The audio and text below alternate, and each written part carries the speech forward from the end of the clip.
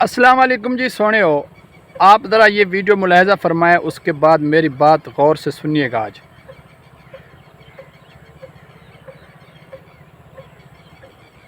ये जो टिकटॉक का शौक़ है ना, ये अब सर पे चढ़ कर बोलने लगा है।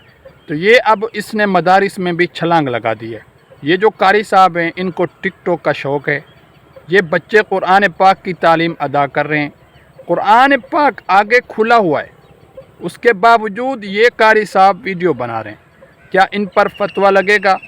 अगर आम बंदा, आम इंसान किसी मदरसे या मस्जिद में जाएगा ना, वीडियो बनाएगा, उसको 100 बातें करते हैं ये लोग कि भाई आपने वीडियो क्यों बनाई, आपने मस्जिद का जो लिहाज है मलहूज़ ख़ातिर नहीं रखा, आपने कुरान पाक की बेहुरमती की है, आप इस तरह वीडियोज़ नहीं बनाए। उस पर 100 लोग फतवे लगाना शुरू कर देंगे।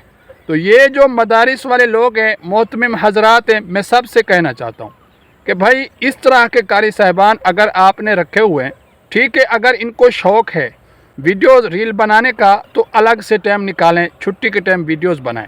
इस तरह ना करें। आप दूसरों को नसीहत करते हैं, ख़ुद मियाँ फसीहत बने हुए हैं, तो इस तरह नहीं होना चाहिए। अच्छा, जब यही बच्चे बड़े हो जाएंगे तो यही काम ये शुरू कर देंगे।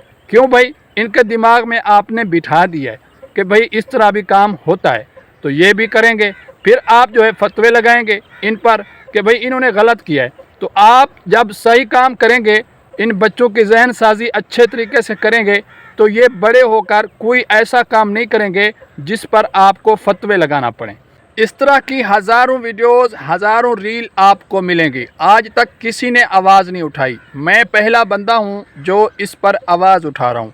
मेरे भाइयों, ये सब कुछ कुरान पाक का अदब नहीं किया जा रहा, कुरान पाक का एहतराम नहीं किया जा रहा। हम जब कारी साहब से पढ़ते थे, हमारी कारी साहब फरमाते थे कि भाई अगर अज़ान भी हो जाए ना, कुरान मजीद मुक़द्दस किताब का इतना वो ख्याल रखते थे कि भाई आपने जब अज़ान होनी है कुरान बंद कर देना है। पहले आपने अज़ान सुननी है, उसके बाद जो है आपने तिलावत करनी है। तो उस वक़्त इतनी पाबंदी थी कि भाई आपने कुछ भी नहीं करना, कुरान पाक का अदब रखना है। तो इनको मेरे ख़्याल में भूल चुका है कि भाई हमारे पास जो मुक़द्दस किताब है, इसका हमने किस तरह से अदब करना है, इसका किस तरह से हमने एहतराम करना है और दूसरों को सिखाना है। मेरे ख़्याल में इस वक्त इन बच्चों की जहन साजी गलत की जा रही है। इनके सामने वीडियोज़ रील बनाकर इनकी जहन साजी गलत की जा रही है। इनको समझना चाहिए, ये जो कारी साहब वीडियो बना रहे हैं, जितने भी मुदर्रिस हजरात हैं, मेरी आवाज़ सुन रहे हैं, खुदा का खौफ करो। मरना है, अल्लाह को जान देनी है। आखिरत में सब कुछ पूछा जाएगा कि भाई आपने ये कुरान पाक का कितनी अदब किया है, कितनी एहतराम किया है, सब कुछ हिसाब देना होगा। दूसरों पर फतवा लगाने से पहले आपको अपने गिरबान में झांकना चाहिए कि भाई हम कितना कुरान पाक का अदब एहतराम कर रहे हैं। अगर दूसरे लोग करते हैं तो तुम लोग फतवेबाजी शुरू कर देते हो। इस तरह नहीं होना चाहिए। मेरे ख्याल में जैसे दूसरों को समझाते हो, तुम्हें ख़ुद भी अदब करना चाहिए। ये ना हो जिस तरह मैंने बताया है कि दूसरों को नसीहत, ख़ुद मियाँ फसीहत। फिर जो है लोग आवाज़ उठाते हैं कि भाई ये जो मुदर्रिस है, ये जो मोहतमिम है, ये बंदा अच्छा नहीं है, ये जो बोलता है ख़ुद अमल नहीं करता, दूसरों को सिखाता है।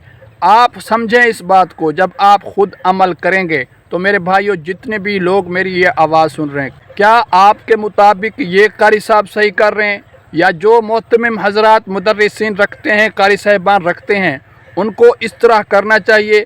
अच्छा, आपने सुन रखा होगा, ये जो मौलवी हजरात हैं, मोहतमिम हजरात हैं, मुदर्रिसीन हैं, ये बोलते हैं कि भाई तालीम के दौरान मोबाइल ज़रूरी नहीं है, अलाउ नहीं होना चाहिए।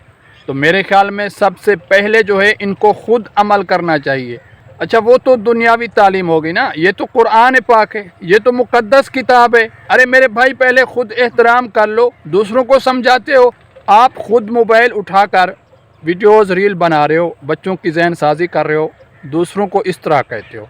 मेरे ख़्याल में पहले ये अपने ऊपर अलाउ करना चाहिए कि भाई हमें जो है क्लास के अंदर मोबाइल अलाउ नहीं होना चाहिए। ये पहले मुदर्रिस पर फिट आता है कि भाई आपके पास मोबाइल नहीं होना चाहिए।